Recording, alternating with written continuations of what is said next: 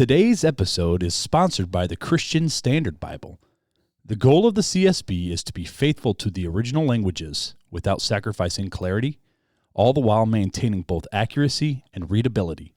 With beautiful designs and multiple study Bible options, everyone, from adults to teens to children, can find a CSB Bible that they enjoy. Learn more at csbible.com.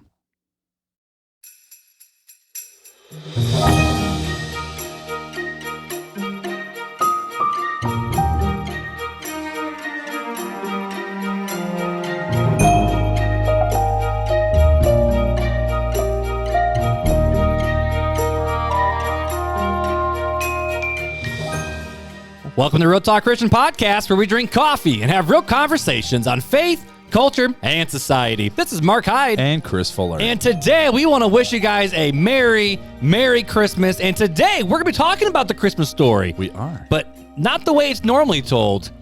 We're going to look at, are we missing some of the facts and the details, and have we actually screwed up the Christmas story? We're going to go fact-finding. Let's go. Let's do it.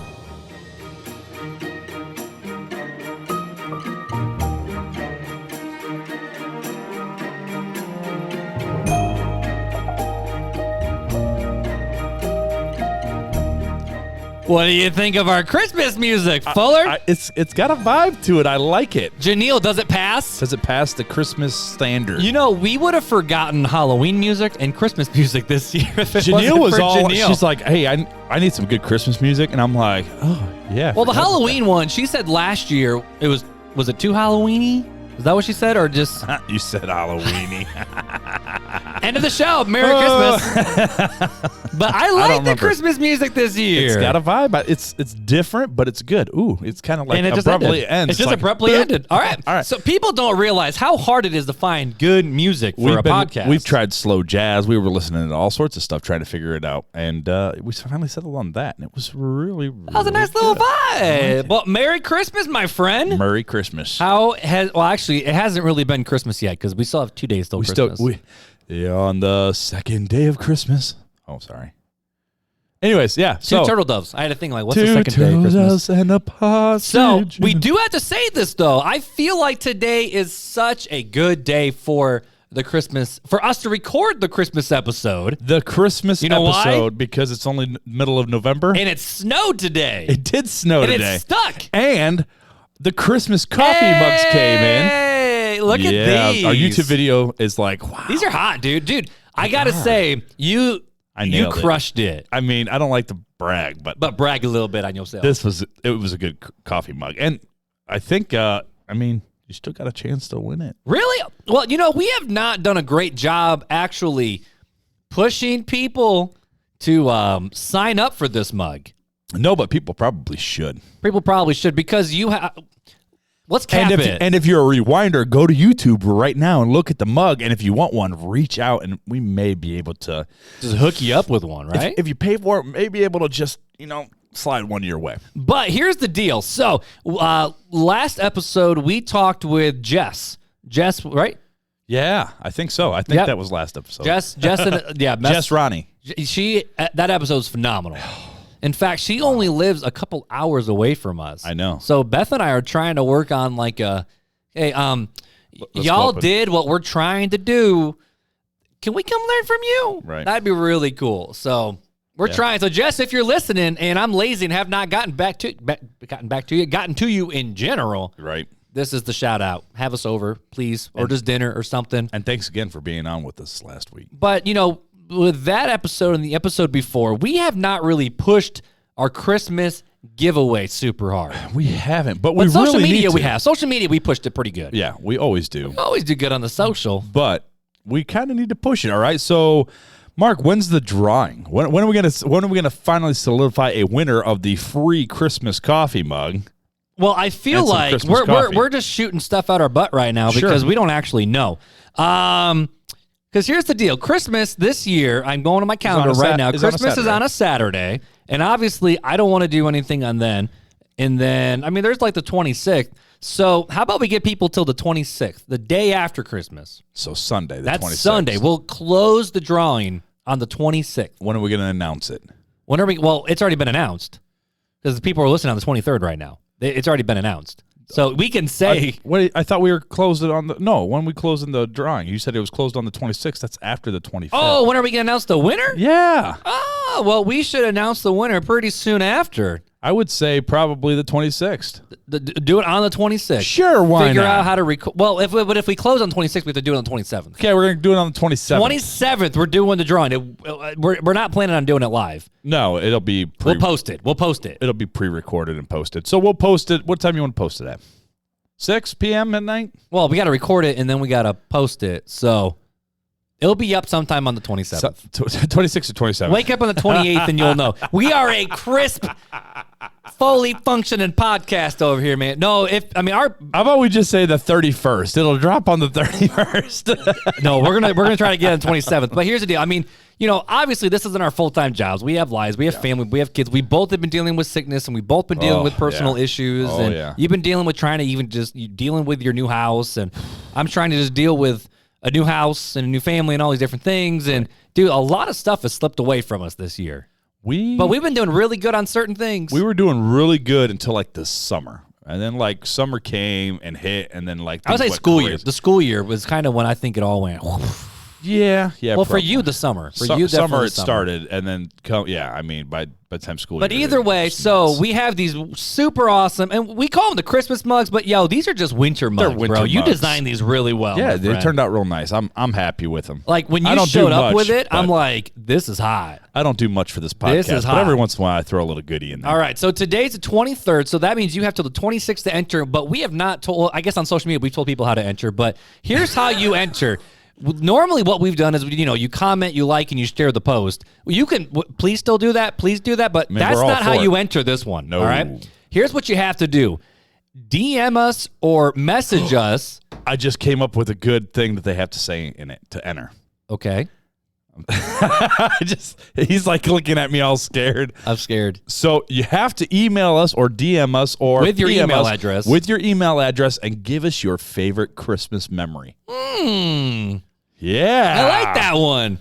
Up top. I like that. So tell us what your favorite Christmas memory is. I just want to let people know it's November 12th. That's why we just came up with this. I mean, you're listening to it on the 23rd, but we're flying by the seat of our pants, homie. But here's the deal. So, but we want to know your email addresses. We want to know them. We want to start collecting, because here's why.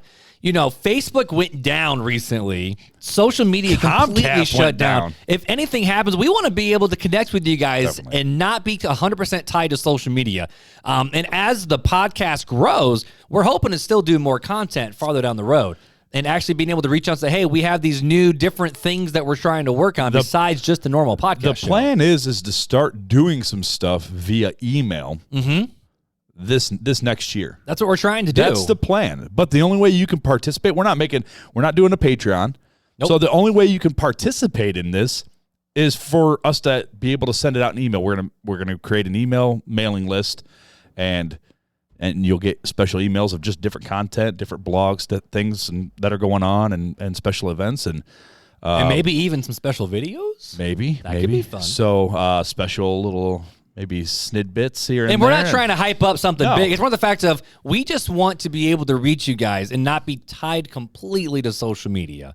Right. And we figured the best way to be in touch is if something's coming up or a new resource is coming out, we want to be able to email you guys. Well, and there's so much time in between recording. Like I said, today's November 12th, and this is the Christmas episode. So there's so much time that happens in between, and we want to be able to reach out to you guys, with new content, probably every week, every 2 weeks, somewhere up in there. We haven't worked out all the kinks yet, but we want to take a lot of time. We want to be able to reach out to you guys. I wouldn't say every now and then. That's Mark. He doesn't remember that the studio's coming to my house. That's true. That's true. I have a little bit more time than he does. I had to fix my hair in the YouTube video real quick. But anyway, so yes, that's how you're going to enter. You're going to send us your email address, either PM, DM, email, text. It doesn't matter. However you want to send it. And you're going to give us your favorite Christmas memory. And that's how you enter to win the Christmas coffee mug and the coffee and the sticker and the pin. How's that sound? I love it. I love that because, we've done some really big ones, courtesy of the CSB, and we've done a lot of book giveaways and T-shirts. But, we just want to have a little fun with this one. We want you guys to drink coffee with us. And really, I'm going to probably be drinking out of this cup until like March or April. I mean, I'm wearing my last year RTC Christian Real Christian podcast. I'm a little sad that I didn't wear mine. You should have. It's the Christmas episode. I did it intentionally. So I was thinking coffee mugs, and that's all I was thinking. I love it. But before we get into the Christmas conversation, we got a couple housekeeping things to do. We do. You know, some people have reached out and said they really like the fact that we do this or that. So I'm glad you brought that into the show, my friend. Well, It's a fun way for us to interact with each other. They get to learn about us. And, hey, hopefully you guys are having fun. And, hey, maybe reach back out to us, you know, 'cause some people do. They're like, hey, I like this better. Because I posted the video on social media about, you know, Beyonce or T-Swizzle, which, side note, before we get into that, Taylor Swift dropped her new, it's the Taylor version, her Red album, her greatest album that she's ever kicked out. Your boy's been listening to that on repeat today. In fact, I was at Starbucks. Starbucks only played Taylor Swift today. And that's why I don't go to Starbucks. So Taylor Swift's Red album came out at midnight. And I didn't stay up and listen to it at midnight, but I listened to it when I first woke up. It bangs, bro. I like her voice better now than what it was when she first recorded it. Back in my day, we didn't have no Taylor Swift. But this is the Taylor version that I'm here for. But either way, but people interacted when we posted that video. But, hey, if you want to let us know about what this or that you like, hit us up. All right, Fuller, let's have it, my friend. Okay, so, Mark, would you rather be immortal and have no friends or be mortal and have friends? So, basically, be normal or be immortal. Mortal with friends. That's me too. Immortal 76% says be mortal and have friends. Yeah, that sounds awful. Yeah, that sounds dreadful. So you live forever, but you have no friends. Yeah. What type of life is that? That sounds awful. Life's not all about friends, but you got to have friends. But it's imagine COVID your entire life where you have no friends. I guess you can still have contacts and connections. But here's my thing. Disney came out with the whole song about "You Got a Friend in Me." You can't even sing that song. That's one of the greatest hits of Disney, and you can't sing it. You got a friend in me. You wouldn't be able to sing it though if you were immortal. That's true. So what we got next? What's your next one? Anyways, the next one is always get first dibs, or always get the last laugh. First dibs.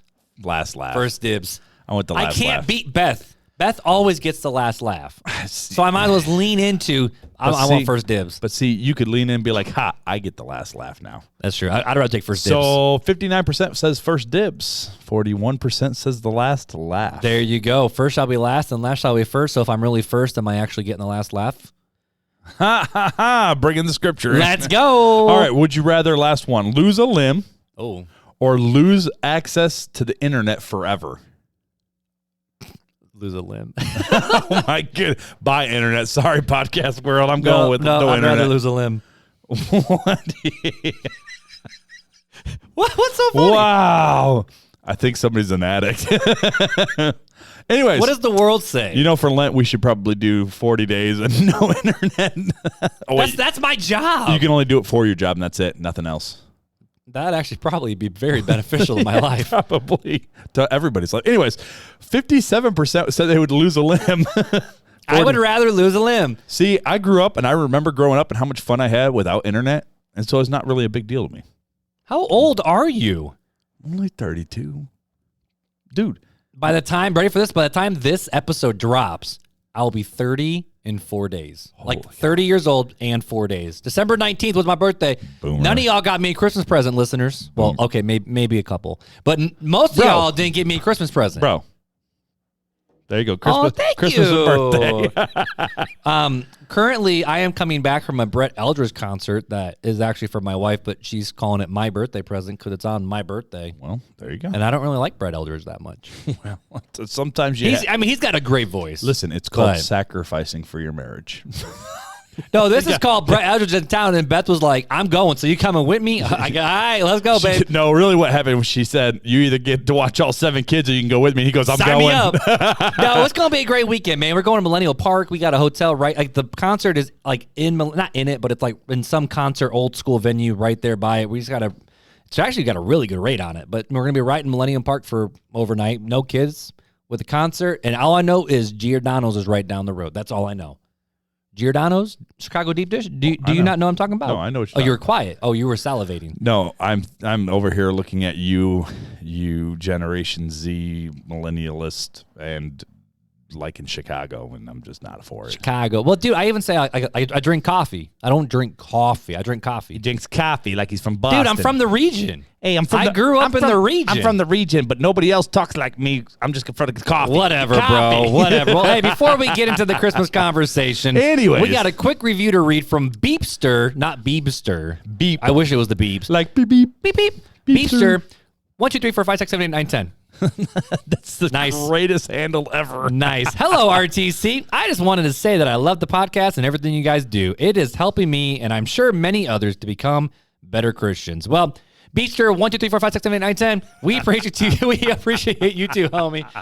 Oh, wait. How goodness. How do you know it's not a homette? They all homies. They all homies. Well, either way, dude, so when we were thinking through the Christmas episode this year, we've had some really good ones. My favorite one has been the Santa Claus episode. That was a very informative one. Really enjoyed the Santa Claus one. Fun. What was the other Christmas episode that we did, man? You're asking the wrong guy. I should know. I would have to go back and look. Well, you look I'll it up. I'll look it up. You said But this is one that I actually been thinking about for a while, and I never got to teach a series, the student ministries on this, so it's been in my back pocket for a while. Oh, but it's kind of the fact of we all know the Christmas story, right? You ask any kid in the church, but hey, what happened with the story? And it's like, the angels came to the shepherds, and then they followed the star to baby Jesus, and then the three kings, we three kings of Orient brought the three gifts. They were riding on them camels, and they rode across the Orient, and then to the Middle East. And Mary had to flee on a donkey, and then they had to take a donkey to pregnant Mary had to take a donkey. Like, oh geez, and then what? How to keep Christ the focus in Christmas. Oh, that was the very first one. No, that was the second one. The second one, Christmas was Santa was the first one. Well, go back and listen to Santa because that's a dope one. It was awesome. Anyway, enjoyed that one. But so we got this idea of what the Christmas story. And baby Jesus was born in a feeding trough in the stable, and the innkeeper opened up the door. And, we had this big picture of, this is what happens during the Christmas story. And I honestly think a lot of our Christmas theology comes from Christmas songs and Christmas plays that we used to do growing up. It all comes from, so this is Christmas. Is that the Beatles, or is that? I have no idea. That's oh my goodness, someone's gonna shoot me. I just heard it on the way. Oh, Rodney Buse, help me out. What does the Bible say, Rodney? Rodney? It's war is over. What? What's the main Beatle that's still making music right now? It's not. Is it Paul McCartney? Yeah, it's him. It's Paul McCartney. Or are you talking about John Lennon, the dead one? I was thinking John Lennon, but I think Paul McCartney did this one. Yeah, I think so. War is over or whatever. But we get a lot of our we three kings of Orient or we think Silent Night, Holy. When baby Jesus was born, it was not a silent night. Mary was screaming. How do you know? Were you there? No, but I was at two other births. Mary be screaming, Jesus be screaming. I'm pretty sure Joseph probably pooped his pants. Like a whole bunch of stuff went down. Like it was an actual real life birth. Like maybe with no meds. Maybe you're getting ahead of the story. Either way. So, but we got this idea of what the Christmas story actually is, and a lot of it I think is based off of honestly Christmas plays from kids and from Christmas music. But where did those traditions come from? The church? Well, the songs came from somewhere, right? So I mean, they got to come from some theology before the songs could be written. It's true. But let's dig into it. But here's the deal. So I have, let's see, 1, 2, 3, 4, 5, 6 facts that we often get wrong. And the fact number 6 is my favorite one, though. And there's a lot of other ones that I could have brought in, but these are 6 very, very major ones. And so I figured let's just run through them, have some fun, but we're going to read the Bible passages that talk about it because we got to read the Christmas story. When I make claims, we got a Bible to back it up. Yeah, and I forgot I was going to bring my synopsis gospels, and I forgot. Oh, dang it. Well, the little side here by is the sides. first fact that we get wrong during the Christmas season. Number 1. There was no inn, there was no innkeeper, and there was no stable. What do you mean there was no innkeeper? So check this out, all right? So there was no innkeeper. The Bible never says anything about innkeeper. It does too in the KJV. No, it doesn't say innkeeper, though. Well, it says the inn. There was no room for him at the end. Right, but check this out. There's got to be a keeper of the inn. This is the King Jimmy translation, all right? So Luke 2, 1 through 7. Facetious, by the which way. is really funny that it's like the King Jimmy translation. This is the one I can quote more than any other one. I know, it's stuck in my head. Go ahead. And it came to pass in those days that there was a decree from Caesar Augustus that the world should be taxed. And this taxing was first made by Cyrenius, the governor of Syria. And all went to be taxed, every one into his own city. And also Joseph went up from Galilee out of the city of Nazareth, into Judea unto the city of David, which is called Bethlehem, because, in parentheses, because he was of the house and lineage of David, to be taxed with Mary, his espoused wife, which they're not married yet, they were just still espoused, being great with child. In other words, Mary was huge. She was ready to pop. And so it was, I feel like I really need a Mark standard version because that would be hilarious. And so it was that while they were there, the days were accomplished that she should be delivered, which is a weird wording. And she brought forth her firstborn son and wrapped him in swaddling clothes and laid him in the manger because there was no room for them in the inn. So a lot of times in Christmas stories, they're looking around, they're trying to find a place in Bethlehem, they're wandering the streets, and all of a sudden the innkeeper was like, the kind innkeeper was like, hey, we don't have room for you here because of the taxation, but you can at least get out of the cold and the weather and go sleep with the animals. Meh. Right, and that's the way a lot of people understand it. But this is what's really fascinating is the word in the Greek that's used for the word inn means not just necessarily inn, but a place to stay. In fact, the Christian Standard Version says, then she gave birth to her firstborn son, and she wrapped him tightly in cloth and laid him in a manger because there was no guest room available for them. NIV says, and she gave birth to her first son. She wrapped him in clothes and placed him in the manger because there was no guest room available for them. Now, the NASB also says in, the ESV also says the word in. ESV has a little footnote. It says, or more literal, no room for them. Like there was just no room available for them. Right. Because you think about it, Joseph was going home. He was traveling home to his parents' house. Do we really think that they had no place for them to stay because Bethlehem, which I actually read a really funny article, and it might be here lower down, but Bethlehem wasn't like a big city.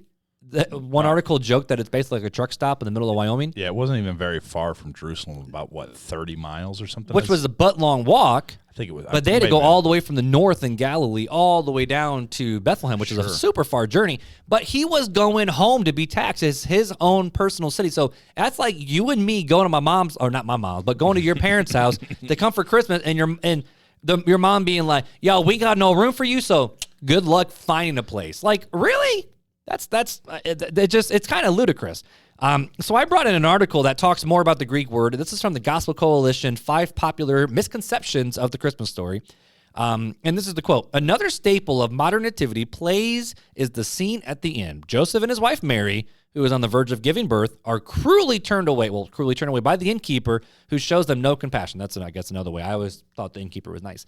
Here's another misconception. The Bible never even mentions an innkeeper. In fact, it's possible that there was never even a quote-unquote inn at all. A recent study by Stephen Carlson makes the case, and a compelling one, that the Greek word translated as inn in Luke 2:7 is best translated as a place to stay. So the passage isn't saying that there's no room in the inn, but rather there was no room for baby Jesus in the place that they stayed. In what place were they staying? Carlson argues that it was probably in the home of Joseph's family in Bethlehem, perhaps an adjacent guest room, which would have been tiny. And so the question then is, okay, so why was there a feeding trough? Why was there a bunch of angels? Why was there a bunch of animals? Do you know why? Pick me, sir. Pick me. You in the chosen hoodie. And that's me.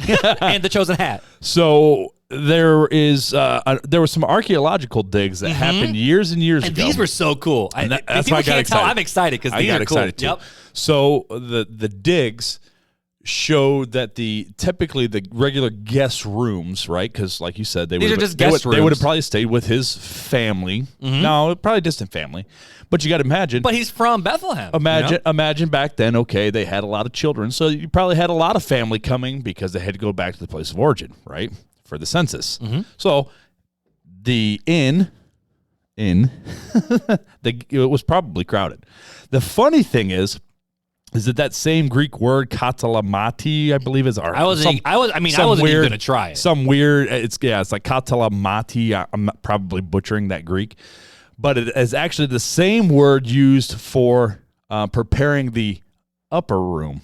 Yes, I read that. I actually read that the other day. So it means a guest room, a place for guests. So the guests would typically, they found in this dig site around that area of Bethlehem, would be in the upstairs. It would be like a duplex almost, if you imagine it. Well, I mean, we even know that Israel had to put fences around their roof so that people wouldn't fall off. Sure. And David was on his roof and checking it was out Bathsheba. Culturally, when a son got married, the wife would move in with the son's family, and they would build. And up. They'd build onto the house. Yeah, and it was typically up, and that's why it was never finished on top fully, so they could continue to build up.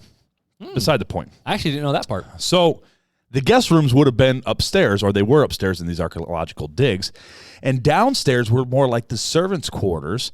But also, as you got to remember, most people's livestock was their livelihood or their food source in these, And they live in the desert. And so they would bring their smaller animals in at night to protect them. So they would have a feeding trough, or what we would call a manger, to feed their small animals. But it was more of like a servant's quarter inside, is really what it's kind of talking about and what they're finding. And so Jesus was wrapped in swaddling clothes and laid in a manger, most likely because she had to go downstairs and give birth, where they just happened to keep the animals at night. Right. In the servants' quarters, because there was a ton of family there. Mm-hmm. And there was literally no room up in the guest rooms. Yeah. So what are you going to do about that one? So that's number one, is the fact that with Mark Hyde, there was no inn, no innkeeper, and no stable. All right, ready for number two? I don't know. Are you done with number one? I'm done with number one. All right, let's move on. If you can't tell, I love having these conversations. I got a little worked up the other day. I was talking to Beth about it. She goes, yeah, just basically save it for the podcast. But number two. This one I might slightly disagree with. All right, let's go for it. We have to quantify it, so go ahead. There was no star above the manager. I wrote word manager. There was no star above the manger that led the shepherds. Dang manager. All right, so here's Luke 2, 8 through 12, right? So we just finished reading through verse 7. And so verse 7 again, she gave birth to her firstborn son, and she wrapped him tightly in cloth and laid him in a manger because there was no guest room available for them. Continue on, verse 8. In the same region, shepherds were staying out in the fields and keeping watch at night over their flock. Then an angel of the Lord stood before them in the glory, which is interesting. He stood before them. He didn't appear in the sky. He stood before them, and the glory of the Lord shone around them, and they were terrified. Then the angel said to them, don't be afraid, for look, I proclaim to you good news of great joy that will be for all people. Today in the city of David, a Savior was born for you, who is the Messiah, the Lord. This will be the sign to you. You'll find a baby wrapped tightly in cloth and laying in a manger. Ding. Hand up, sir. Hand up. Let's go for it. All right. Go for it. I want to read a passage from Matthew 2. Oh, okay. And I'm going to read part of it, and then I'm going to skip the interlude section, was what I call their meeting with Herod, and then go to where they actually go see Jesus. Are you talking about the wise men or the shepherds? I'm talking about the wise men, my good sir. But we're not talking about the wise men yet. That's later. Right, but you said there was no star above the manger that to lead the shepherds. Right, but there was a star. But the wise men... So you're talking strict. That's why I said I wanted to quantify it. But so you're talking just strictly shepherds, the shepherds, or are you talking star in general? No, just the shepherds. Okay, I'll concede then. Okay, because the wise men, and we'll go later. I mean, and I knew this as a kid. They probably did. I shouldn't say probably. They did not show up right when Jesus was born. Yeah, right. I mean, because Herod said any child under the age of 2 has to die, not newborns. I will concede because I was assuming that you were star talking in about general? no star above his manger in general. You were just. Just the fact that there was a star, but it wasn't above his manger. But normally we have the nativity scene and the star above the nativity scene with everyone there. Sure. Well, that's not a thing. Sure. Well, it could be if there was a nativity. But But it could. We don't know how. It doesn't say for how long the star was there or when it appeared. Right, but because they came what from was the sign to the shepherds? I'm talking just strictly shepherds because the wise men's number 4. Sure. But you got to also remember the shepherds were probably nearby. They wouldn't. Well, it says right. It says they how were. How are you going to see? Same I mean, region. there's not going to be a star. If there's go look out the star and the stars right now. You say, oh, you look at the star right overhead, but overhead is like overhead of like a state, like right. So it's not. I mean, you can't. So there's stars everywhere. The star wouldn't have mattered to them at the shepherds, but to the magi. It would have mattered from coming. I mean, far so from basically, the shepherds then went into the city and just went looking for a baby in a manger. Hello, are you a baby? You hear some screaming, some crying, y'all in a baby manger. Okay, cool. Get in my belly, baby. Sorry. Austin Powers jumped I'm like, what was that? I'm just waiting for you to do a Talladega Night reference now. Sweet baby Jesus. Sweet baby Jesus. All right, so there was no star above the angel that led the shepherds to Jesus. I will concede to that. All right, here's the third one. You ready? All right, go ahead. The angels didn't sing to the shepherds. What are you saying? They didn't go glow? No. Okay.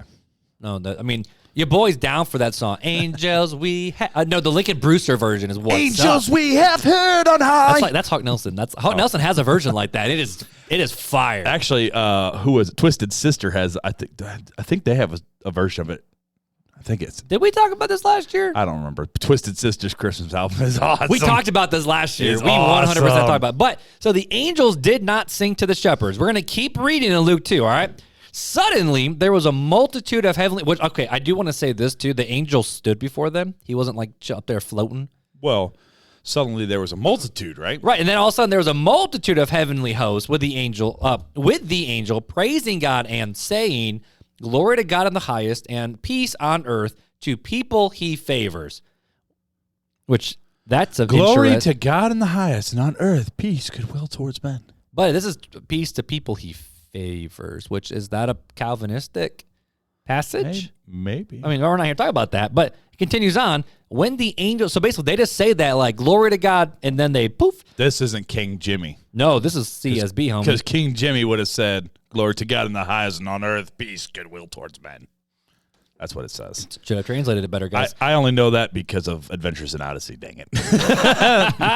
But, this is peace, goodwill to people he favors. And then when the angels had left him and returned to heaven, the shepherds said to one another, "Let's go straight to Bethlehem and see what has happened, which the Lord has made known unto us." So there was no singing from the angels. There was one dude who just stood before him and was like, "Yo, what's up?" Angels. And then they said, "Glory to God," they peace, and then they went and looked. Now, I thought this was really interesting. I didn't bring this passage here, but when the shepherds found baby Jesus, right? We don't talk about this in the Christmas story either. Do you remember what the shepherds did? They fell down and worshipped. They went out and told everybody. That too. But that's something like I feel like we don't talk about in the Christmas story. Of what did the shepherds do? They worshipped and they went. They worshipped and they went. And is that what we're called to do as Christians? We're called to worship and go. Worship and go. Well, I think that's the whole point of Matthew 28:18 through 20. But I don't know. Maybe I don't know anything. The Great Commission. Yeah, we're supposed to go make disciples of all nations, teaching them to all things I have commanded you, baptizing them in the name of the Father, Son, and the Holy Spirit. And lo, I am with you to the end of the age. You got it. There you go. So that's the first three. I want to throw in here. Oh, okay. I was trying to find. Don't throw up, but you can throw in. So I was trying to find the star reference. I wanted to go back to that for just two shakes of a rabbit's tail. 2 shakes of a rabbit's tail. I don't. What? 2 shakes of a rabbit. I've never heard of that. What? That's like an old saying. Anyways. How old are you? So you keep saying 32. I just want to say this is really cool because we're talking about a star, and I was trying to remember where the passage was at, and I finally found it. Okay. In Numbers 24, it was actually prophesied by Balaam, who was not an Israelite, but he was a prophet. But it was Sorry, I have a joke that's kind of inappropriate about Balaam. Keep it to yourself. I'll say it later. Off the air. No, I won't say it on the air. But Balaam, a non-Israelite prophet, which is interesting because people are like, well, wouldn't that make him a false prophet? What's that passage again? You said Numbers 24. Numbers 24. And it actually first mentions, I believe it was in verse 17. So it's Balaam's fourth oracle is what the heading for it is called. This is from the ESV, and it says... Okay, I got it, yep. "I see him, but not now. I behold him, but not near. A star will come forth from Jacob, and a scepter will arise from Israel." And a lot of people think that that's why... I'm not saying this is 100% accurate. I'm just saying where that passage is what makes a lot of people say that that's why the star had to appear, because it was prophesied back in Numbers. I just thought it was interesting. That's really interesting. Sorry, that was a total rabbit trail backwards. No, it's Numbers 22. So the joke that I know, and if you are a big King James translation person, you can't be mad at me for what I'm about to say. Don't you say it. You know what I'm gonna say? Don't you swear well, on it's the like, air. why? I won't swear. I'll just say that. I'll say the other one. But who's the most flexible man in the Bible? Balaam, because he tied his donkey to a tree and walked a mile. But the King James translation. I heard that from the chancellor of our old university, very conservative university. I'm like, well, that's out there. I'm trying to keep us PG here, sir. I crossed that bridge a while ago. So I know, but we can get railed for it on YouTube, so stop it. My bad. But anywho, so that is true. That is true. But anywho, so those are the first three, all right? Yep, first three. All right. Number 4. Number 1 was there was no innkeeper, no stable. Number 2, there was no star above the manger that led the shepherds. Number 3, the angels did not sing to the shepherds. Number 4. Well, I don't know. It depends on whether you coin it. Yeah, they didn't sing to the shepherds, but they were praising God. Well, right. Saying, but they said. They just said, glory to God in the highest. But what is praising then? Quantify praising. It's anything that's in adoration to God. Sure. But we all think the angels sang. Like, they had this massive song, and they sang the Christmas carols. But they could have. I don't think so. They said. It says praising God and saying. Yeah, praising God and. That means they did 2 things. That's true. It's that's not true. one. It's that's not true. Praising God by saying. They didn't say that. Well, I'm going to hold on number 3. It said praising God and saying. So that's an important word in there. It's an important conjunction. That's true. That's true. But number 4. Anyways, number 4. The wise men were not kings. We are not kings, but we are from Orientar. They were Eastern astronomers, and they could have shown up within the first 2 years. Interesting fact. So we say it astronomers, but it was actually more than that. Magi were actually like magicians, astronomers, there were scientists. Some shady. They were all quantified into one in what they called the Magi. Mm-hmm. Because they didn't have scientists back then, or astrologers, or astronomers. So did they use thieves? Probably. And Norwex? And probably. You know they did. I mean, frankincense and myrrh. Come on. It's true. It's true. It's true. It's true. So they could have been. They could have been scientists. We assume they probably weren't these. But this is thousands of years ago. Right. But it's an interesting fact that they were all tied in like, if you were a magician or a Satan worshiper or a scientist, you were called a magi. It's just interesting. Which is interesting because, you go back to the star in Numbers, and a star they studied the stars. And so something in the stars showed like, okay, this isn't normal. Right. So I don't know if there was a prophecy or something that they were looking towards, but they were from the Orient, which means or from the East. They're from the East. So what would be the East? Turkey? Well, I don't know necessarily. I mean, Asia, how far India? East? How far east? I mean, now I will say I read a really good book about the growth of Christianity in the East, and there's not a lot of history about it because Islam spread so fast. And there's a little bit more mysticism in the Eastern Christianity. However, the ancient Christian tradition is that Thomas made his way all the way to India and helped lead the church that was in India. Sure. And some people even believe, though, that it was started before Thomas got there. Sure. But it was started from potentially the Magi. Sure. Well, there's a lot of speculation. But what I find interesting also, right, is that there must have been something written down, right? There was something because in Matthew 2, verse 3, King Herod assembles all the 3, 4, and 5. He assembles all the chief priests and scribes of the people. He asked them where the Christ was to be born. So there's obviously scripture that says, hey, this is where he's supposed to be born, and these are the things that you look for. Because they said in Bethlehem, Judea, for this is what the prophet written to you, but you, Bethlehem, and I believe this comes out of Isaiah, I believe. But you, Bethlehem, in the land of Judah, are by no means least among the rulers of Judah, for out of you will come a ruler who will be the shepherd of my people Israel. But the star... they tell King Herod when they come in Matthew 2 that they saw a star. That's what they see. His star is in the east, it says in verse 2. Where is the one who has been born King of the Jews? We saw his star in the east and have come to worship him. They're from Agrabah. That's the star of Jacob is what he's referring to. I was just thinking the Magi were from Agrabah. I was waiting for you to catch that one. But so I got this quote from Christianity Today. And it even talks about no innkeeper, no donkey, and 10 other things we get wrong about the Christmas story. That's the URL. We'll have all these links in the show notes, by the way. Sure. But We Three Kings of Orient are a good Christmas song that doesn't get past its opening line before collapsing into factual inaccuracy. These men clearly were not kings. Their deferential engagement with King Herod tells us that, and more importantly, the Bible actually refers to them, as you've already said, as magi, which are wise astronomers or astrologers, which is perhaps why God spoke to them through the stars. There is no reference in the Bible to their camels also, and I love this little addition. 3 more members of year one's shuffle, sadly, off stage. So So why would we traditionally think there were three? One, let's deal with that first. Well, because of the gifts. Because of the gifts. Gold, frankincense, and myrrh, which also talk about, if you study what those were used for with prophet, priest, and king and the burial perfumes too. I think that's really fascinating. It is very fascinating. But also the reason why people tend to believe that they were kings because gold was expensive.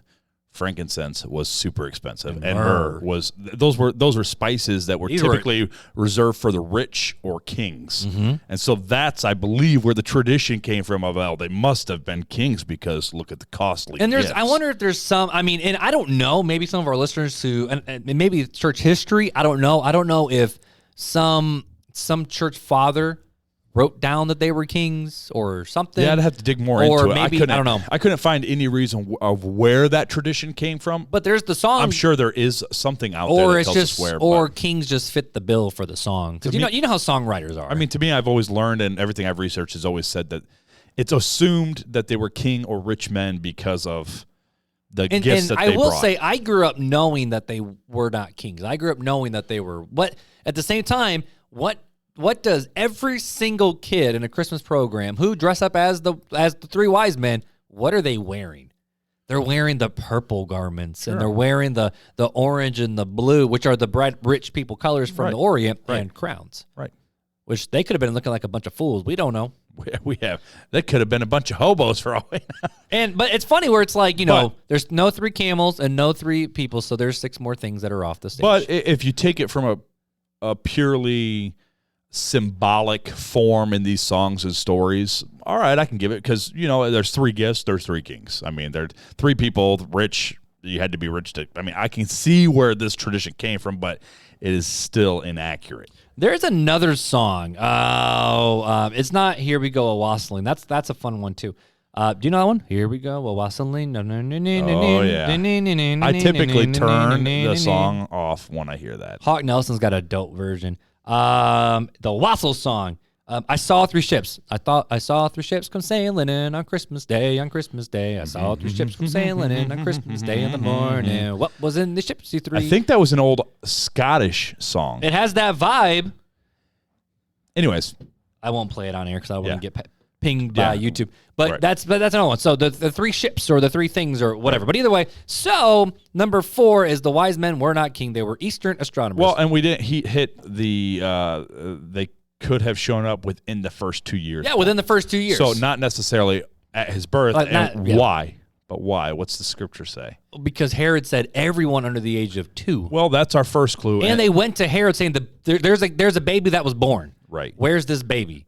Well, exactly. And and they had to travel. The star probably didn't appear until Jesus was born. Well, let's go over to Matthew 2 again. Okay. I'm going to start in verse 9. Yeah, I forgot to add verse. I'm going to start passage of this. I'm going to start in verse 9. It says, after they had heard the king, they went on their way, and the star they had seen in the east went ahead of them until it stood over the place where the child was. When they saw the star, they rejoiced with great delight. On coming to the house, they saw the child with his mother, Mary, and they fell down and worshipped him. So the theory here, I'm not saying... Could you imagine being Mary and be how terrifying that would be? Just 2, 3, 4, 5, 6, who knows how many guys just show up and just start giving expensive gifts to your son.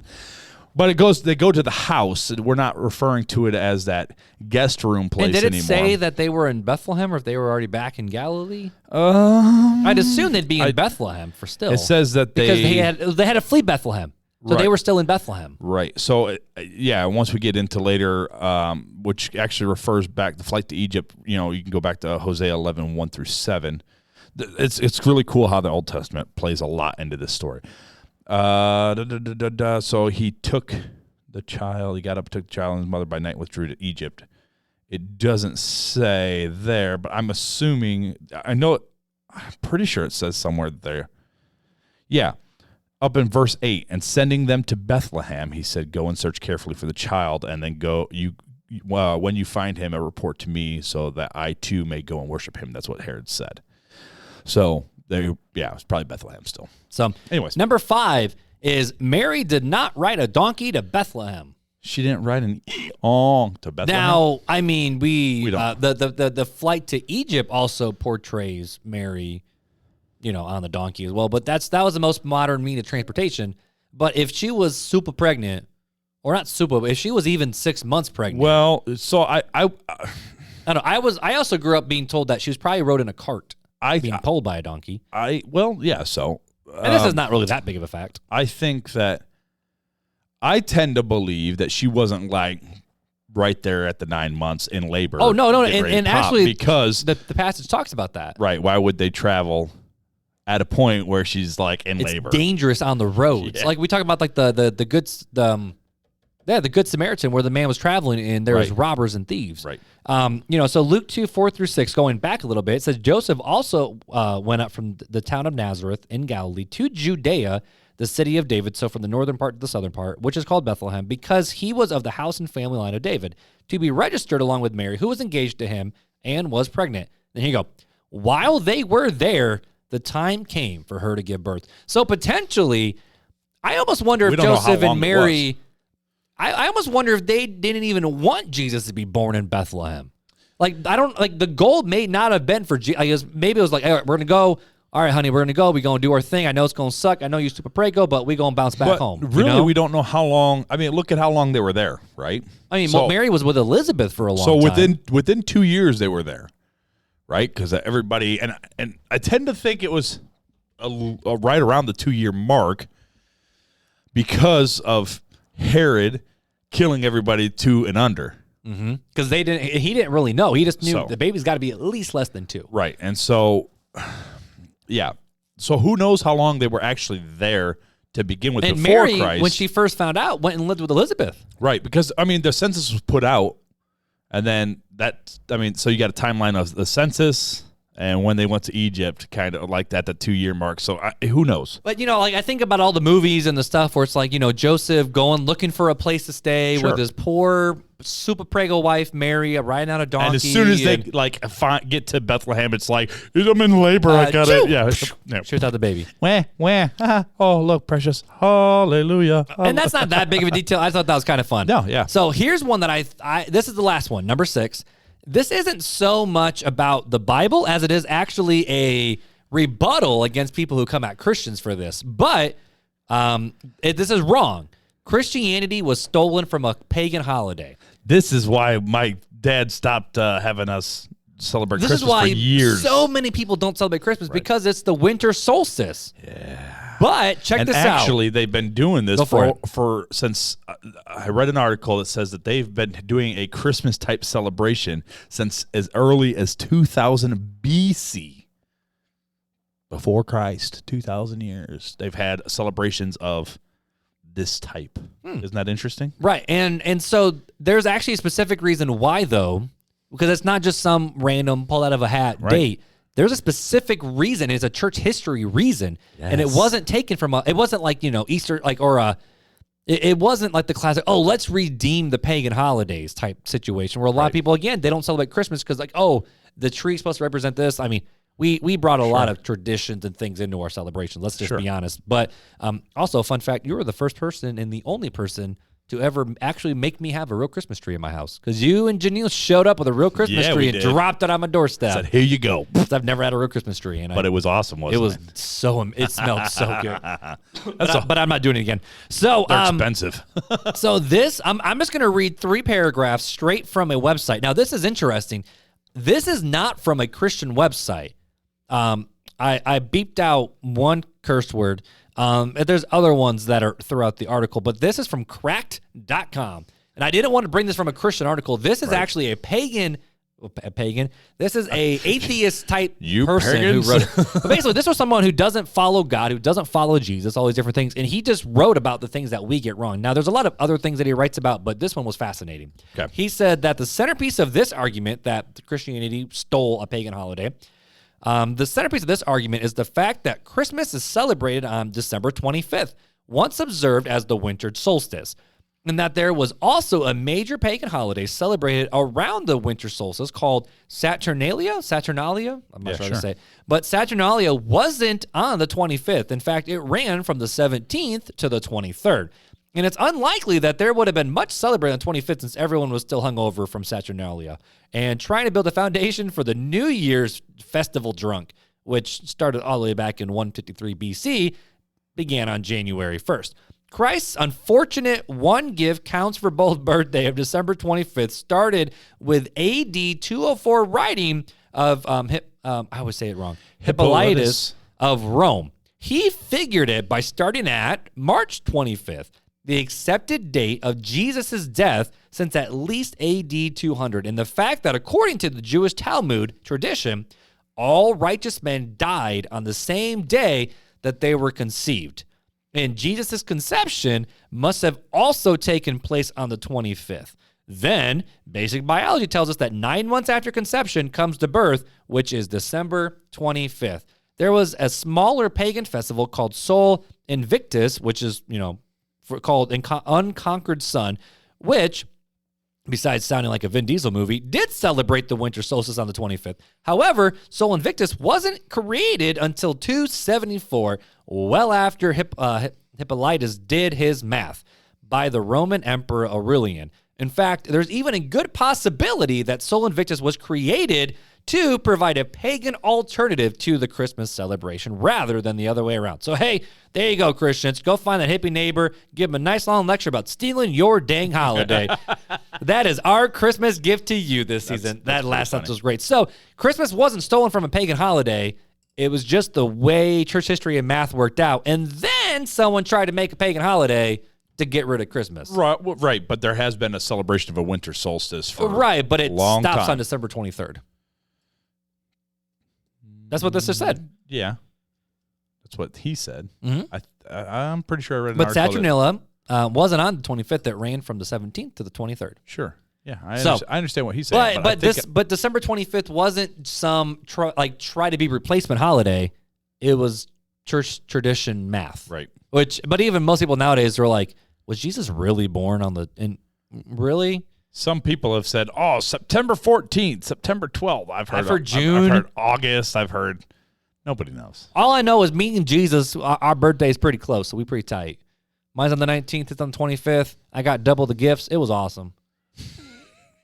Celebrate me, celebrate Jesus, and I get gifts. Spoiled American. That's how we did it. But I just wanted to make sure I got that article not from a Christian source, but from a pagan source. So I'll have all these links in the show notes. That was crack.com. We also had ChristianityToday.com, and we also had thegospelcoalition.com. But there's some more, but those are 6 facts about Christmas that we often get wrong, and sometimes, let's be honest, sometimes they work out in our favor. This was a fun conversation. It was. This was something that, typically we don't go through and be like, hey, we get these things wrong as Christians. We kind of do, but we don't. Now, granted, I don't. This is where Beth tells me sometimes my head's shoved up my butt too far because I want to make sure everything is so theologically correct that I won't let little things go.